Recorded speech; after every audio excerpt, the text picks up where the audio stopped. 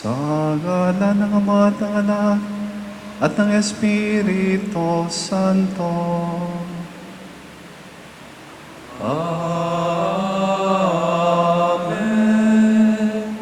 Ang pagpapala ng ating Panginoong Hesukristo, ang pag-ibig ng Diyos Ama, at ang pakikipagkaisa ng Espiritu Santo, naway sumainyong lahat. At sumainyo rin. Mga kapatid, sa diwa ng kagalakan, ating sinasamahan ngayon sina Brian at Shelaine sa pagtanggap nila ng sakramento na nagpapabanal sa mag-asawa at nagbibigay sa kanila ng makalangit na tulong at proteksyon. At upang tayo naman ay maging marapat na gumanap sa banal na pagdiriwang na ito, aminin natin ang ating mga kasalanan, ang ating mga pagkukulang.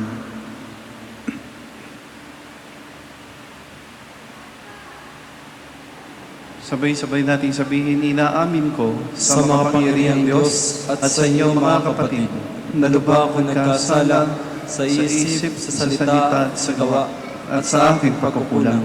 Kaya isinasamo ko sa mahal na Birhen Maria, sa lahat ng mga anghel at mga banal, at sa inyo mga kapatid, na ako'y panalangin sa Panginoong ating Diyos. Kaawaan tayo na makapangyarihang Diyos, patawarin tayo sa ating mga kasalanan, at patnubayan tayo sa buhay na walang hanggan. Amen.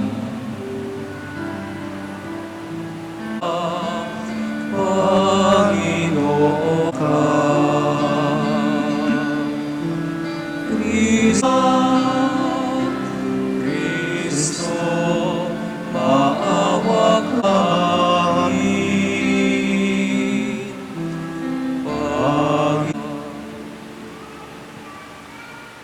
Manalangin tayo. Iyong itinalaga ng pag-isang dibdib ay maging sagisag ng pag-ibig ni Kristo sa kaniyang banal na sambayanan.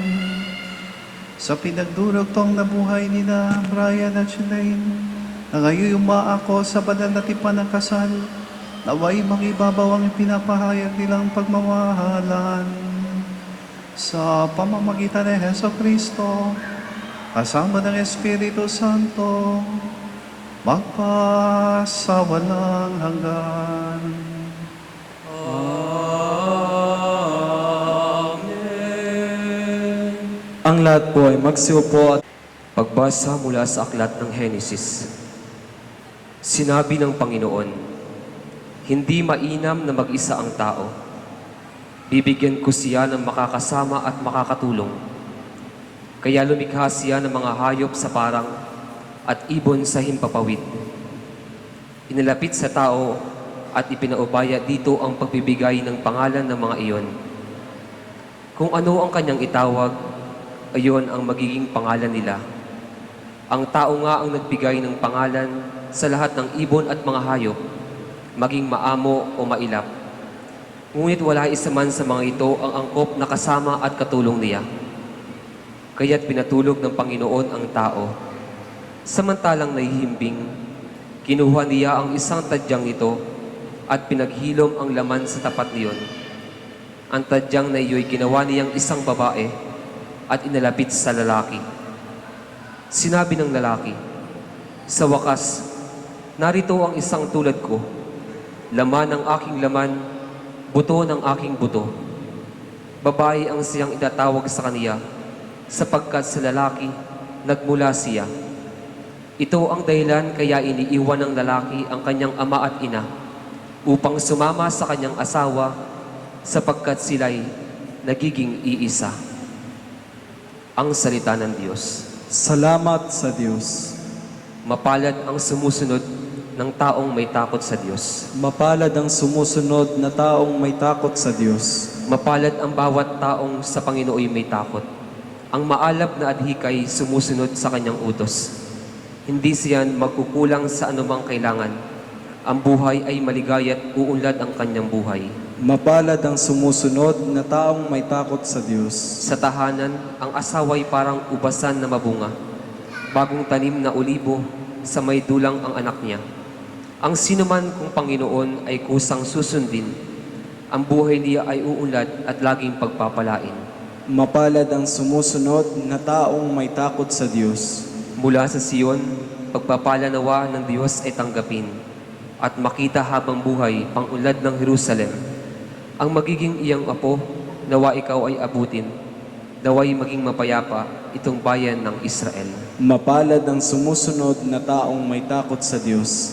Ang lahat po ay magsitayo bilang pagbubunyi sa mabuting balita. Sumainyo ang Panginoon. At sumain niyo rin. Ang mabuting balita ng Panginoon ayon kay San Mateo. Papuri sa iyo, Panginoon. Noong panahong iyon, may mga pariseo na lumapit kay Jesus at tinangkang siluin siya sa pamamagitan ng tanong na ito. Naaayon ba sa kautusan na hiwalayan ng lalaki ang kanyang asawa sa kahit anong kadahilanan? Sumagot si Jesus, hindi pa ba ninyo nababasa sa kasalutan na sa pasimulay nilalang sila na may kapal, lalaki at babae? At sinabi, dahil dito, iiwan ng lalaki ang kanyang ama at ina at magsasama sila ng kanyang asawa at sila'y magiging isa. Kaya't hindi na sila dalawa, kundi isa. Ang pinagsama ng Diyos ay huwag paghiwalayin ng tao. Mga kapatid, ang mabuting balita ng Panginoon. Pinupuri ka namin, Panginoong Hesukristo. Magsiupo po ang lahat at makinig sa humiliya. Anong tungkol sa pagkakaiba ng kasal, sa English mas maganda. What is the difference between a wedding and a marriage?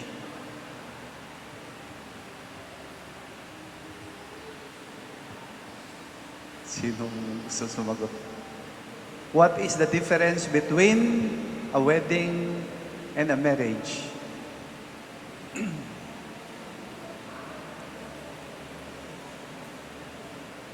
A wedding lasts only for a day, and marriage lasts a lifetime. Yan. Kaya yung inyong pinaghandaan na magandang kasuotan, huhubarin nyo yan mamaya. Pero yung kasal, hindi na yan hinuhubad.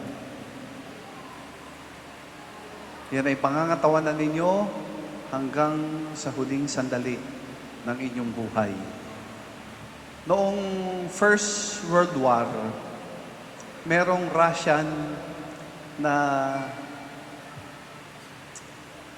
general na yung kanyang puwersa, yung kanyang mga sundalo ay natatalo na. Mas malakas yung kanilang kalaban noon. Kaya nag-decide yung general na umurong muna, mag-retreat. At alam niya, pag siya'y nag-retreat, merong mga sugatan na kailangan protektahan. At pag hindi nila naprotektahan ng maayos, ubos din sila lahat. At merong kinakailangang matira na kung mayroon mang susugod, yung mga malalakas na able ay matitira para habang tumatakas yung iba, nandun sila sa hulihan, poprotektahan yung lumilikas. At alam niya na hindi madaling desisyon yon. Kaya ang ginawa niya, kinausap niya yung kanyang mga sundalo. Ipinakita yung big picture. Ganito yung senaryo. Dapat, inisip ng general, dapat maliwanag sa kanila kung ano yung kanilang gagawin. Ikalawa, tinanong niya sila, pagkamat siya ay opisyal at pwede niyang i-enforce yung kanyang authority, hindi niya ginawa yon. He never did that. Kundi, ang ginawa niya ay yung buong laya, sino yung gusto na sumama sa plano na ito. At ang sabi niya, wala akong ipinapangakong anuman sa inyo. Ang sinasabi ko lang sa inyo, we will do this for the love of our country and for the love of our countrymen. Pagmamahal sa kanilang pamilya. At pag yun ay ginawa nila, there is no turning back. Dahil pag nagbago ng isip, that will be the start of their downfall. Yung kwento tungkol dun sa general nung First World War ay parang katulad ng kwento ninyo. Dapat malinaw din sa inyo, maliwanag sa inyo, ano yung inyong papasukin. Maliwanag ba kayo sa definition ng marriage from the perspective of the church? Marriage is a permanent union between a man and a woman. Permanent. Walang, natatawa ako doon. Merong lawmaker na nag-propose na ang kasal ay may expiration date. Payag ba kayo doon? O sige, magpapakasal tayo sa loob lang ng 10 years. Payag kayo sa ganon. Kawawa ang mga anak, pag merong expiration date ang kasal. Para sa atin, for the good of the children, ang pagsasama ay hanggang sa huling sandali ng buhay. Yun. Una, dapat maliwanag din. Ikalawa, dapat ito'y buong laya. Kaya hindi matutuloy ang kasal na ito pag may namwersa. Ikaw ba'y pinilit ni Brian? Hindi naman. Pinilit ka ni Shilane? Hindi. Hindi kayo pinilit ng inyong magulang. Kasi dapat, pag may desisyon ng kasal, yun ay katulad ng pangatlong kadahilanan, ito'y gagawin nyo dahil mahal nyo ang isa't isa.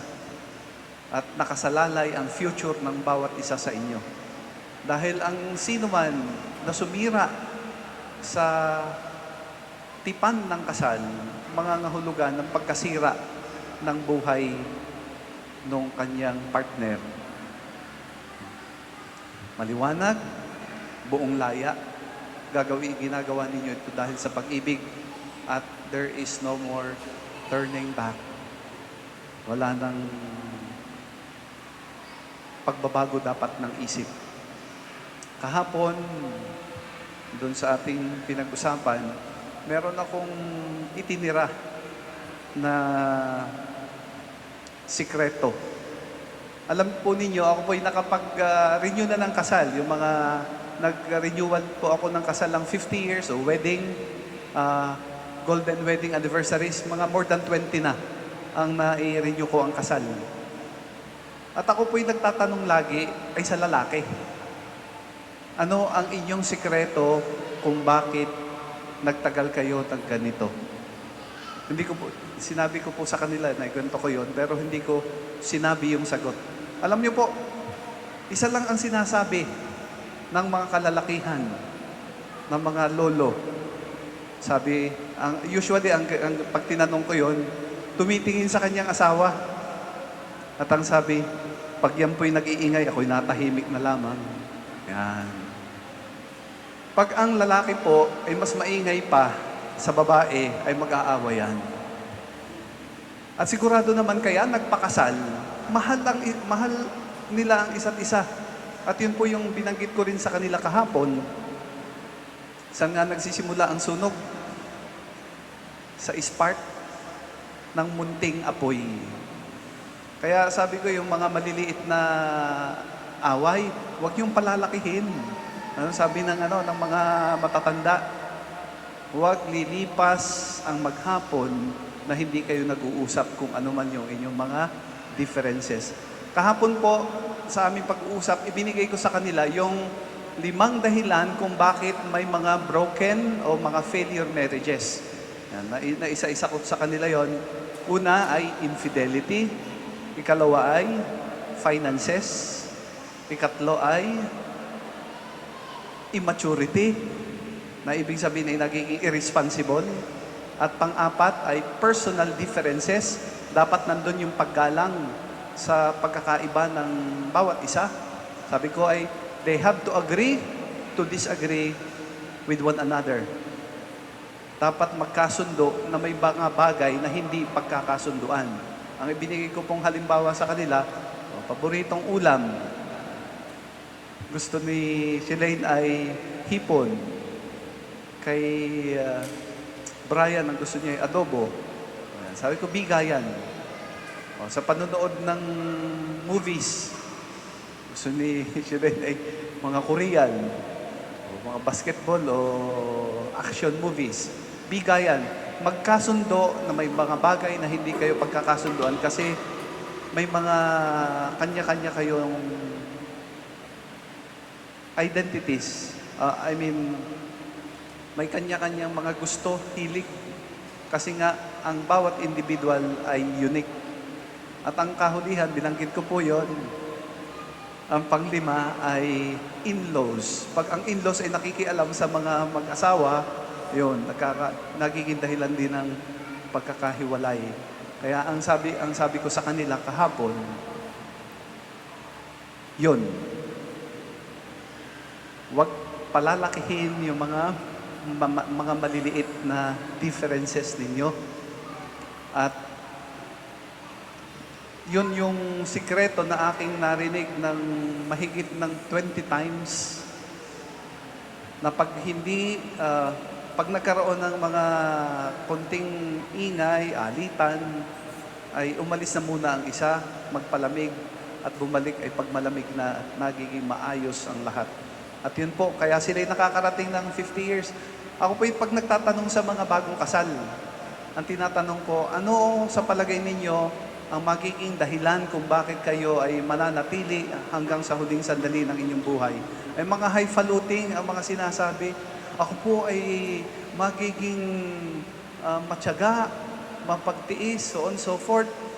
Yung bang mga sobrang ideal ay hindi lapat sa lupa.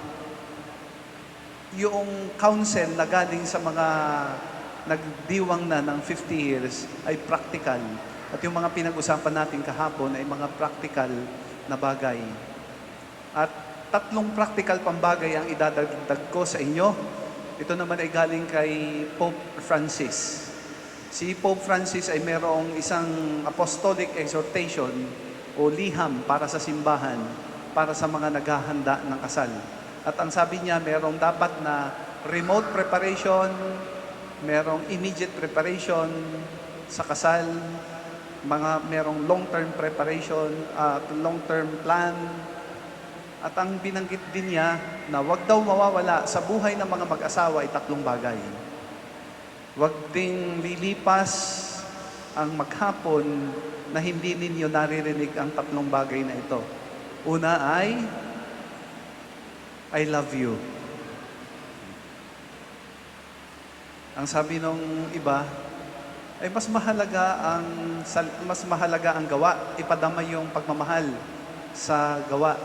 Dahil sabi natin ay, action speaks louder than words. Pero meron po akong nabasa, sabi naman, ang counsel ay ganito, action with words speaks the loudest. Kaya, ipadadama, ipakikita ang pagmamahal, pero dapat sasabihin din. Sabi ni Pope Francis sa mga mag-asawahan, huwag lilipas ang maghapon, hindi nyo nasasabi na I love you sa isa't isa. Ikalawa, sabi ko sa inyo, ang kasal ay package deal. Ano ang package deal? Pinakakasalan ang buong pagkatao, hindi lang yung mga magagandang katangian, kundi kasama ang kapintasan at kahinaan. Tinatanggap, pinakakasalan yung buong pagkatao. At dahil tao, nagkakamali. Kaya sabi ko sa inyo, magbibigay ng allowance sa pagkakamali at kahinaan ng bawat isa. Kaya marinig din dapat kung nagkamali, I am sorry. Ito yung isang bagay na dapat din na marinig sa mga mag-asawa, sabi ni Pope Francis. At ang kahuli-hulihan na nais kong banggitin sa inyo, galing naman sa ating Ebanghelyo, na ang pinagsama ng Diyos ay huwag paghihiwalayin ng tao dahil pag sila'y nagsama, sila'y nagiginang iisa. At ang binanggit ko sa inyo kahapon, dapat sa lahat ng desisyon ay mag-uusap kayo and you have to arrive at one particular decision at yun yung inyong paninindigan. At kung later on ay parang hindi masyadong umuubra yung desisyon, ay walang sisihan. Kasi yun ay ginawa ninyong desisyon ng bawat isa. Ang kahulihan, ang kasal natin bilang mga Katoliko ay laging sa simbahan. Kaya po, ito yung sinasabi ko pag may nalapit sa akin, Father, pwede po bang ang kasal ay sa beach? Beach wedding. Kung pwede rin daw ay garden wedding para daw mas romantic. Ang emphasis po natin bilang mga Katoliko ay hindi yung romantic aspect ng kasal, kundi yung sacredness, yung solemnity ng kasal. Na ang kasal ay hindi lang kayo ang involved, kundi ang Diyos ay nangangako din. Yung tripod. Tingnan po ninyo yung tripod, nakaganyan, Tanggalin mo yung isa, tutumbayan. Sa kasal, tripod, kayong dalawa at ang Diyos, kaya kayo nakaharap sa altar. At ayon sa pag-aaral, 400 times na mas matibay ang kasal pag ang mga mag-asawahan ay laging tumatawag sa Diyos, partikular pag sumisimba sa araw ng linggo. Alam natin yung sinabi ni Father Patrick Peyton, the family that prays together stays together. Kaya huwag kayong makakalimot. Kayo mangangako mamaya sa hirap at ginhawa, sa karamdaman at kalusugan, kayo mangangako ng pag-ibig at katapatan. Ang Diyos nangangako din sa inyo ngayon, sa hirap at ginhawa, sa karamdaman at kalusugan, hindi niya kayo iiwanan. Kaya itong pangako ng Diyos ay nagbibigay sa inyo ng this sacrament of marriage gives you a certain assurance, but an absolute assurance na pag kayo dumadaan sa mga pagsubok ng buhay, you can demand from God.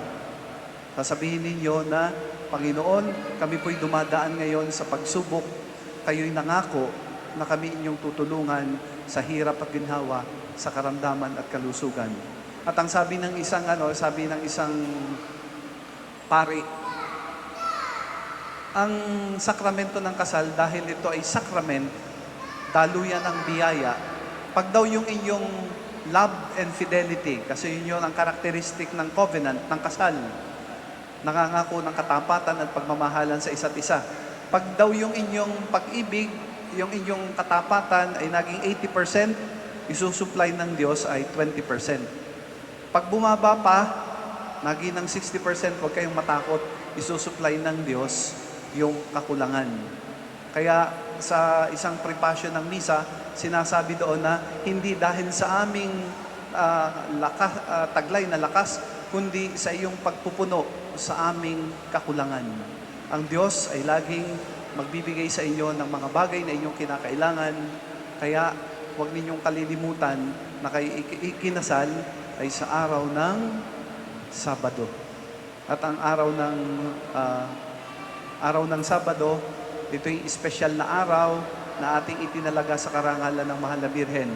At ang unang himala ng ating Panginoon ay nangyari sa pamamagitan ng Mahal na Birhen. Ewan ko kung nabasa nyo na yon. Naubusan ng alak. Lumapit ang Mahal na Birhen kay Jesus at ang sabi, anak, naubusan na sila ng alak. And the Lord Jesus, sabi niya, hindi ko pa panahon para gumawa ng himala. Pero magkagayon man, ay gumawa ng himala ang Panginoon sa pamamagitan ng Mahal na Birhen at yun ay ginawa ang binigyan ng pabor ay ang mga mag-asawa.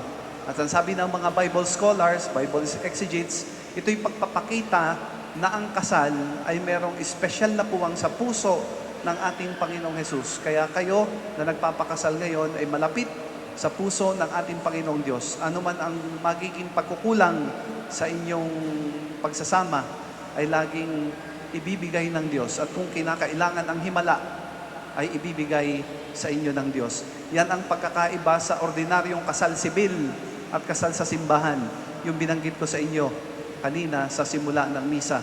Kayo ngayon ay haharap,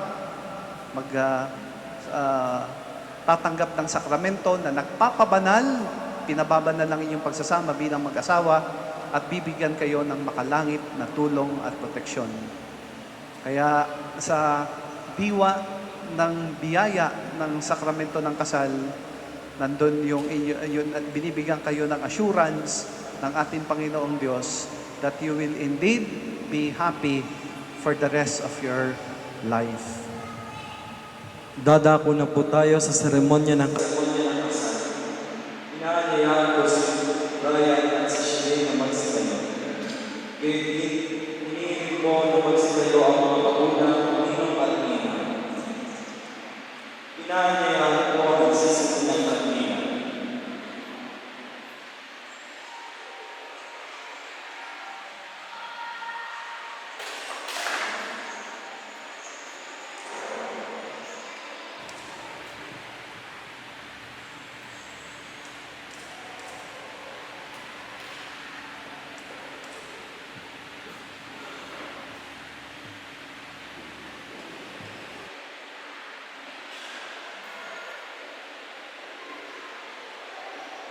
Ay dumudulog sa sambayanang ito at humihiling ng panalangin upang ang inyong panghabang buhay na pagbubuklod ay pagtibayin ng Panginoon. At kayo naman mga kapatid na natitipon ngayon ay manalangin para kina Brian at Shilaini at bukas palad silang tanggapin bilang magkaisang dibdib sa ating sambayanang Kristiyano. Hinihiling ko ngayon na buong katapatan ninyong ipahayag ang inyong damdamin sa isa't isa. Shilaini, bukal ba sa iyong loob ang iyong pagparito upang makaisang dibdib? Si Brian na iyong pakamamahalin at paglilingkuran habang buhay. Opo, Father. Brian, bukal ba sa iyong loob ang iyong pagparito upang makaisang dibdib? Si Shilaini na iyong pakamamahalin at paglilingkuran habang buhay. Opo, Father. Nakahanda ba kayong dalawa na gumanap sa inyong pananagutan sa simbahan at sa bayan na umaasang inyong aarugain ang mga supling na ipagkakaloob ng poong may kapal upang sila iyong palakihin bilang mabubuting mamamayang Kristiyano? Opo, Father. Minamahal kong Brian at Shilaini, sa harap ng Diyos at ng kanyang sambayanan, magharap din kayo. Pagdaupin ninyo ang inyong mga palad at ipahayag ninyo ang inyong mithiin na magtipan sa banal na sakramento ng kasal. Shilaini, sumasang-ayon ka ba na maging asawa si Brian na naririto ngayon alinsunod sa batas at mga alituntunin ng ating banal na simbahan? Opo, Father. Buong puso ba ang pagkakaloob mo sa kanya ng iyong sarili bilang kanyang may bahay? Opo, Father. Nakalaan ka bang balikatin sa piling niya ang pananagutan ng buhay may asawa? Opo, Father. Brian, sumasang-ayon ka ba na maging may bahay si Shilaini na naririto ngayon alinsunod sa batas at mga alituntunin ng ating banal na simbahan? Opo, Father. Buong puso ba ang pagkakaloob mo sa kanya ng iyong sarili bilang kanyang asawa? Opo, Father. Nakalaan ka bang balikatin sa piling niya ang pananagutan ng buhay may asawa? Opo, Father. Ngayon ay inyong ipapahayag ang inyong panghabang buhay na pangako ng pag-ibig at katapatan.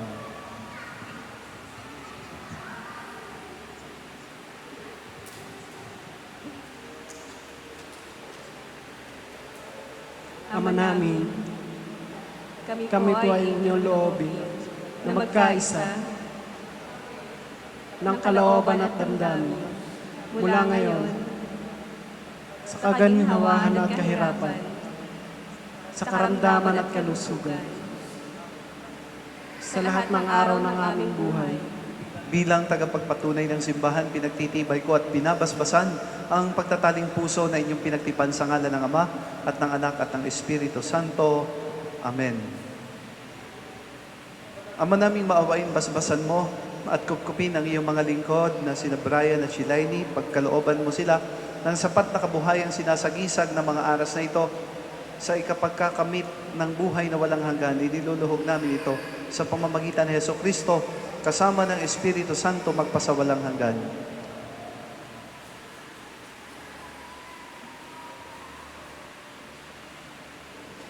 Ama naming mapagmahal, basbasan mo at lingapin ang iyong mga lingkod na sina Brian at Shilaini, pagdapatin mo na sila na magsusuot ng mga singsing na ito ay maging kawangis mo sa iyong wagas sa pag-ibig at walang maliw na katapatan.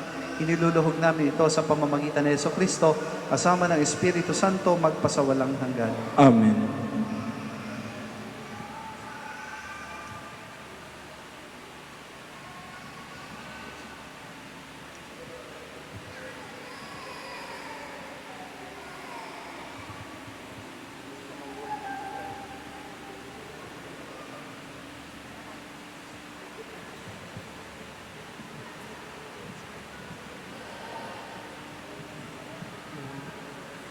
Mahal,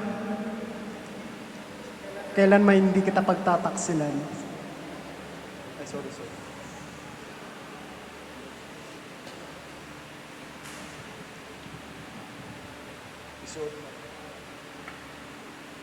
Father, isuot mo at pakaingatan ang singsing na ito na sangla ng aking pag-ibig at katapatan sa ngalan ng Ama, ng Anak, at ng Espiritu Santo. Amen.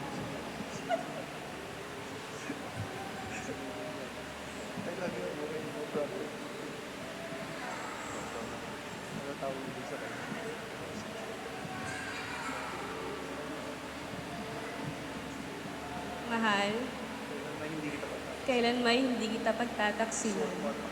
Isuot mo at pakaingatan ang singsing na ito na siyang sanla ng aking pag-ibig at katapatan sa ngalan ng Ama, ng Anak, at ng Espiritu Santo. Amen.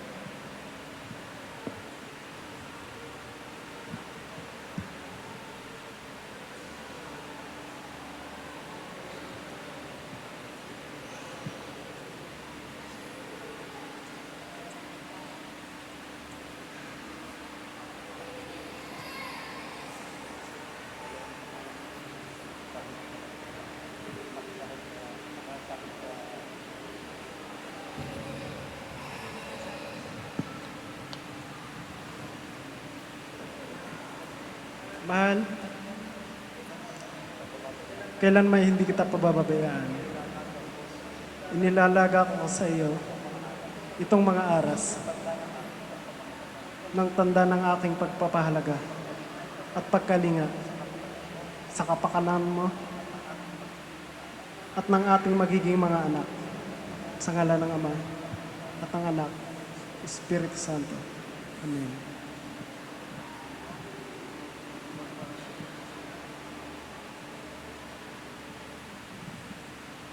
Mahal, tinatanggap ko ito at nangangako ako na magiging iyong katuwang sa wastong paggamit at pagangasiwa ng ating kabuhayan.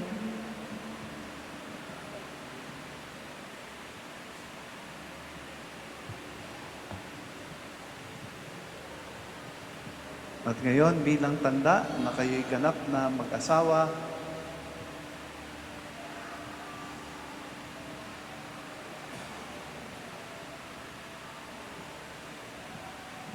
bilang tagapagpatunay ng simbahan, pinagtitibay ko at binabasbasan ang pagtataling puso na inyong pinagtipan sa ngalan ng Ama at ng Anak at ng Espiritu Santo. Amen.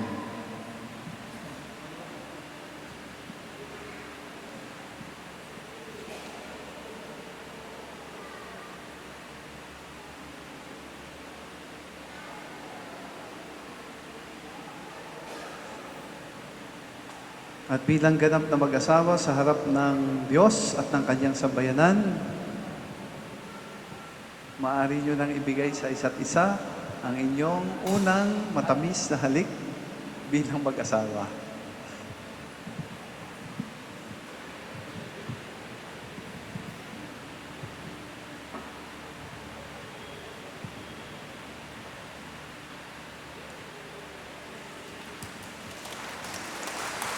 Ang lahat po ay magsitayo.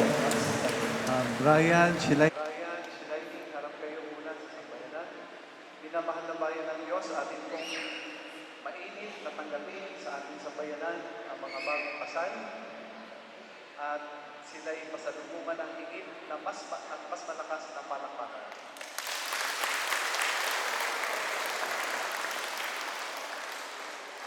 Harap na ulit dito, Brian. Pagsilayo pang lahat para sa panalangin.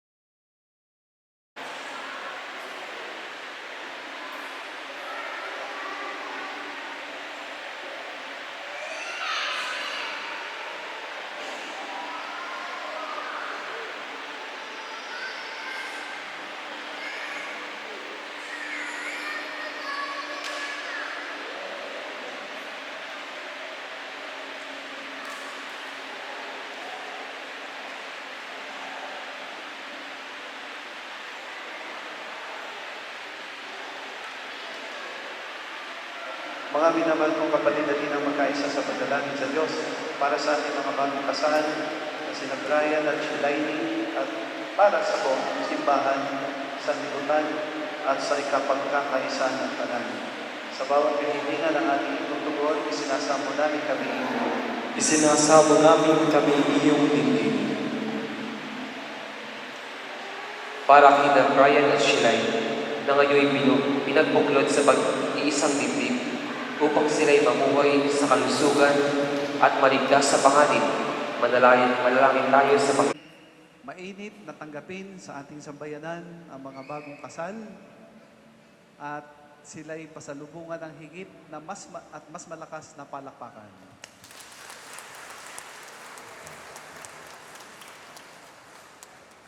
Harap na ulit dito, Brian. Para kina Brian at Shelaini, iisang dibdib upang sila'y mamuhay sa kalusugan at maligtas sa panganib. Manalangin tayo sa buklod ng tipan gaya ng pagpapabanal ni Kristo sa Isinasamo namin kami iyong dinggin. para sina Brian at Shelaini at pagtutulungang matalik.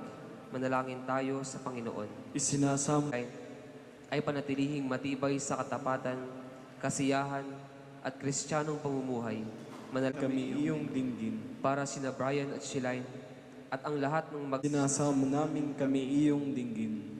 Ama naming makapangyarihan, kaawaan mo sina Brian at Shelaini at sa ikapagkakaroon ng ligaya sa kalangitan, kaisa ng kanilang mga ito,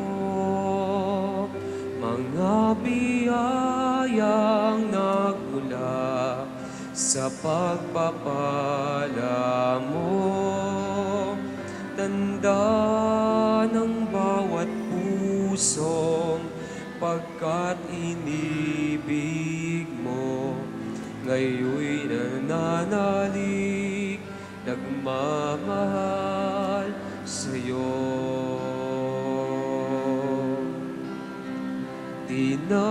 Tinapay na nagmula sa buti ng trigo, pagka at alak na nagmula sa isang tangkay ng ubas, Niya pinagtiis ang kusang loob na maging handog. Hinawa kaniyang tinapay, pinasalamatan kaniya, pinaghati-hati niya yon, iniabot sa kanyang mga alagad at sinabi, tanggapin ninyong lahat.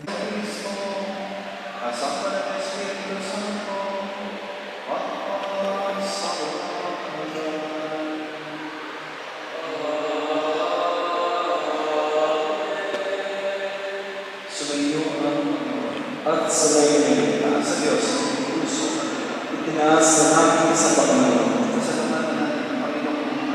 Marapat na siya ay pasalamatan. Ang namin mga pangyarihan, tunay na malapat na ikaw ang aming pasalamatan. Pinag-iisang bibig mo sa banal na tipan ang iyong pinagsama-hingin na kapag-iwalay upang sa lahat ng mga anak sa iyong sambayanan ng bayanahan ang paglalangin ng mga inisan. Ikaw ang lumikha sa sansilukog at tunay ng tagapagsiwa ng iyong buhay na kaloob upang sa pagkami ng mga tao ay iyong itatod na naman ang maaakilan sa iyong sambayanan ng pagkakong sa pamamagitan ng Kristo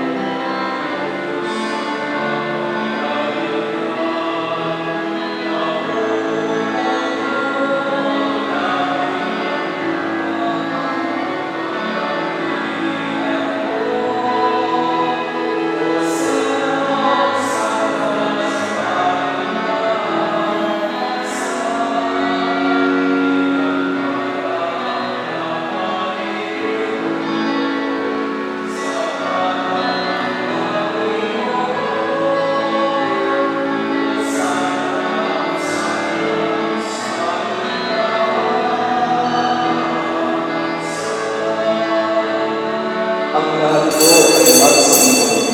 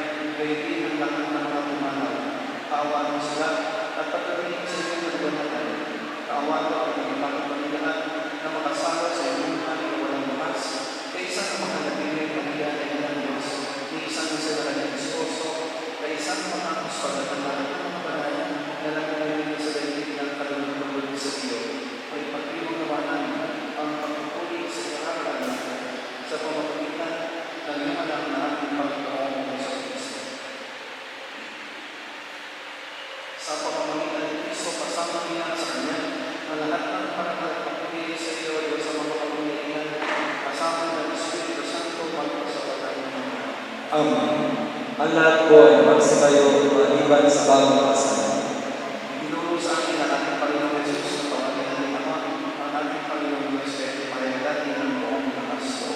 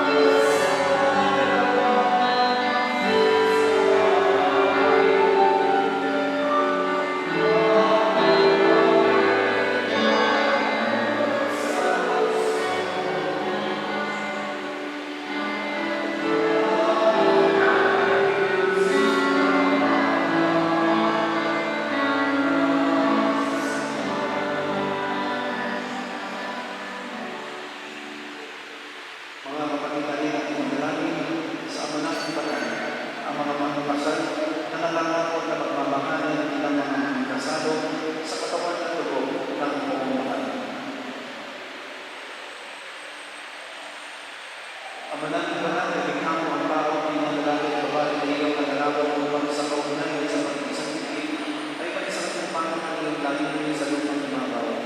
Ama namin kapagmahal ng loob sa pamumuhay ng mga mag-asawa sa pagmamahal ng mabalaan ng iman ng iyong pag-iran na iyong inarapang pagkaloob sa iyo sa kailan upang ang pinahiliwag ng ubusan ay paglahat ng pag-isang bibig ni Kristo at ng sambayanan. Kaya naman, hinihiling namin na sinatrayan ng sila yung igawalan ng pagbabasbas ng iyong anak kamay. Ipagkaloob mo sa pagsasama ng mga kapatid, kanilang pagpagsaluhan, ang pagiging mabigat sa isa't isa'y kanilang pagmamalas, ang iyong panginipisan sa pagkakaisa ng damdamin at isipan. Bigyan mo rin sila ng pagkakatahanan at mga anak na uuwi sa pamumuhay balita ng mga anak mong mahal para maging maasang namin ng iyong angkan para panginoong kuskos ng pagpapala ng babae nito na si Shilay upang iyong asawa ng Brian at pinanina na magiging mga anak nila kanyang maghanap ng may pagkalimalasakit ang tumutuloy sa tahanan. Ngayon din naman, pangunahan mo ng iyong pagbabasbas ang lalaki nito na si Brian ang kanyang magandang marapat at kumpuli ng asawang katapat ni Shilay at ang mamaasahan ng kanilang magiging mga anak. Ama namin palad, pakinggan mo sila sa pagdulog sa iyong kapag bilang mga pinagpuglog sa pag-ibig kawagas upang kanilang kapagduluman ang tingin na hindi magwawakas sa pamamagitan ng Yesu Kristo kasama ng Espiritu Santo magpasapalang mga Amen. Panginoon Yesu Kristo, sinabi mo sa iyong mga apostol, kapayapaan ay iniwan ko sa inyo, ang aming kapayapaan ay inibig ko sa inyo. Kung ngayon po ang aming pananampalataya at huwag ang aming mga pagkakasama. Pagkalooban kami ng kapayapaan at pagkakaisa ay sa iyong kalooban, kasama ng Espiritu Santo magpasawalang hanggan. Amen. Ang kapayapaan ng Panginoon ay laging sumayo. At sumayin Magigay kayo ng kapayapaan sa isa't isa.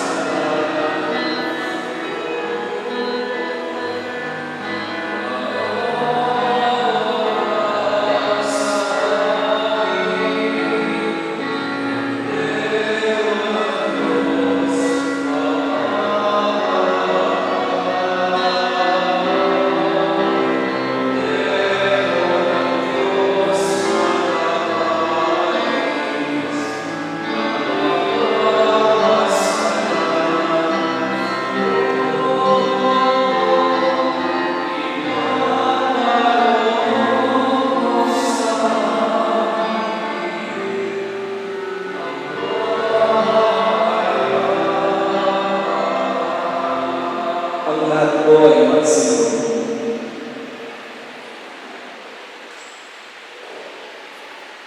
Ito ang pagkaya ng Diyos. Ito na dahil sa mga kasalanan at sa limitang umana ang mga inaanyayahan sa kanyang Panginoon, hindi ako karapat-dapat na magpatuloy sa iyo. Ngunit sa isang salita mo lamang ay gagawin ako.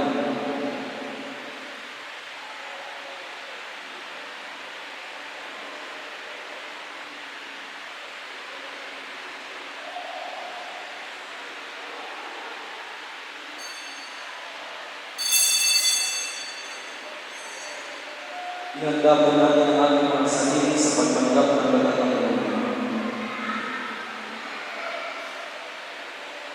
Maaari nitong umanay ang tatanggap ng banal na Panginoon.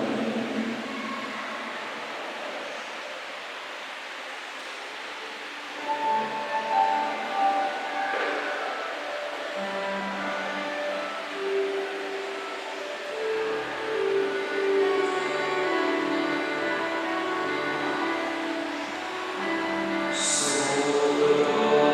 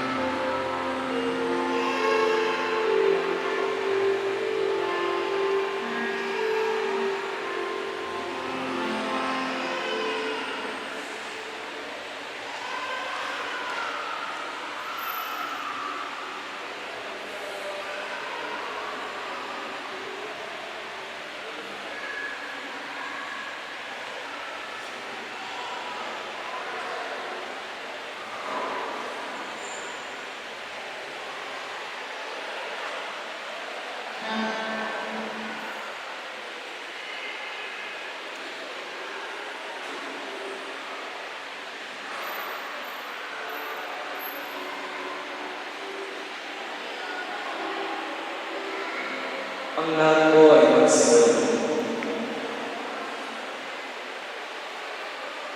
Manalangin ka.